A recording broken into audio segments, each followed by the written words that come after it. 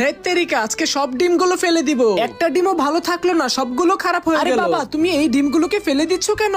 কি করব তাহলে? এই ডিমের ভিতরে বাচ্চা জন্মেছে, ডিমগুলো তো খেতে পারবো না, তাই ফেলে দিয়েছি। আরে এই ডিমগুলোকে মা যদি ভালো করে রান্না করে তাহলে চেটেপুটে খাবে। দরকার নেই আমার এইসব ফালতু ডিম খাওয়ার, আর তোদেরও খেতে হবে না, তাই আমি এগুলো ফেলে দিয়েছি। আর বেশি কথা না বলে চালু চালু বাসা চলে যা। আমি একটু বাহিরে কাজে গেলাম, বাবা চলে গেছে, যাক আমি আর মা মিলে এগুলোকে মজা করে রান্না করে খাবো। বন্ধুরা, তোমরা যদি তোমার মাকে ভালোবাসো, ভিডিওতে লাইক করে চ্যানেলটিকে সাবস্ক্রাইব করে দাও এবং কমেন্টে তোমাদের নামটি লিখে দাও। বন্ধুরা, আমার ছোট্ট একটি মেয়ে ডিম সহ ডিমের বাচ্চাগুলো নিয়ে এসেছে, বলতেছে এগুলো মজা করে রান্না করতে। তাই এগুলোকে ফার্স্টে আমি ধুয়ে নিয়েছি, তারপরে একে একে সকল মশলাগুলো ঢেলে সেই ডিমগুলোকে আমি এগুলোর উপরে দিয়ে দিলাম। এরপরে ডিমগুলো ভালো করে সিদ্ধ করে নেওয়া হবে। সিদ্ধ করা হয়ে গেলে ডিমগুলোর খোসাগুলো ভালো করে ছাড়িয়ে নিতে হবে। এরপরে এই ডিমগুলোর উপর ময়দা ছড়িয়ে নিতে হবে। ময়দাগুলো ভালো করে মিশিয়ে তেলে ছেড়ে দিতে হবে। তেলে ভালো করে একটু ভেজে নিলে হয়ে যাবে রেডি।